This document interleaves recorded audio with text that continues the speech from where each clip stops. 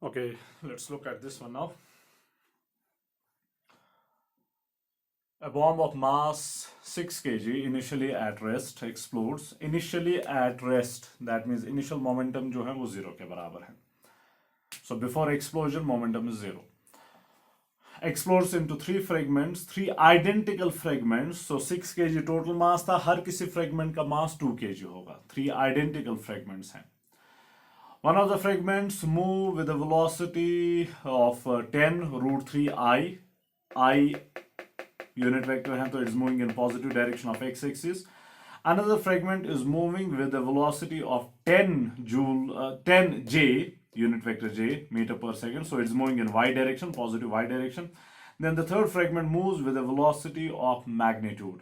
With the velocity of magnitude वो हमें देखना है कि किसके बराबर होगा.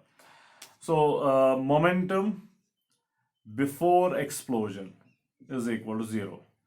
This means momentum after explosion जो है वो 0 ही रहना चाहिए. After explosion 3 parts हैं तो 3 parts का मिला के momentum 0 होना चाहिए.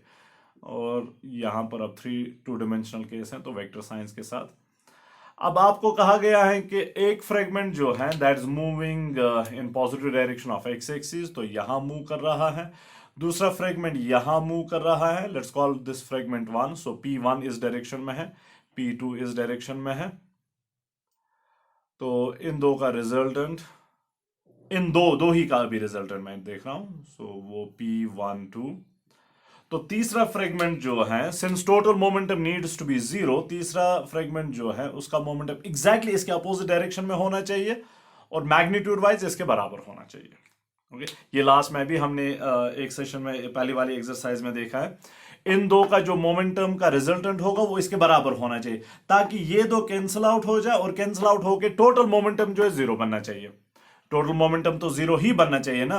तो इन तीन का वेक्टर सम जो है वो 0 आना चाहिए.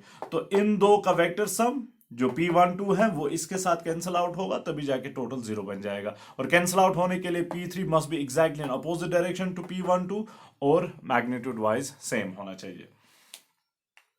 सो P3 जो है, या let's do it this way, P1 plus P2 plus P3 must be equal to 0. This is after explosion. Must be equal to 0.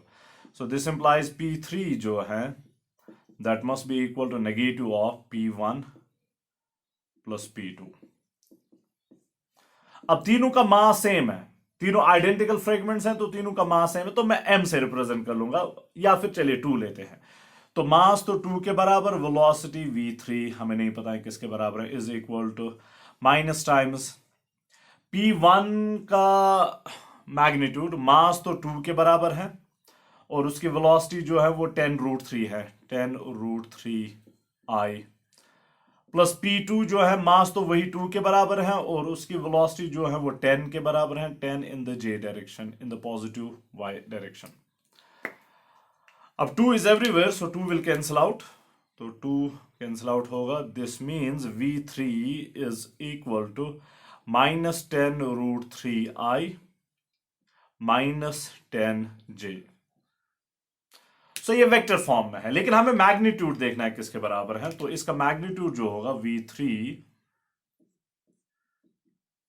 Is equal under root of square of x component, वो बन जाएगा 10 root 3 square, ये minus square is just plus तो वो लेने की जरूरत नहीं है, और 10 square. 10 square you can take common और वो बाहर निकलेगा एज 10. अंदर बच जाएगा रूट 3 स्क्वायर, तो वहां पर खाली 3 आएगा और 3 प्लस 1 इज 4. अब root of 4 is 2, 2 into 10 is 20 meter पर सेकेंड. ये V3 का मैग्नीट्यूड. So third particle is moving with a speed of magnitude 20 meter per second, और ऑप्शन 2 वो है 20 meter per second. Vector form में velocity is given by this equation. आप देख लें दोनों कंपोनेंट जो वो नेगेटिव हैं, दोनों कंपोनेंट्स नेगेटिव मतलब थर्ड क्वाड्रेंट में, जैसे कि मैंने यहां पर दिखाया है. और मैग्नीट्यूड जो वेलोसिटी का है दैट इज 20 मीटर पर सेकेंड.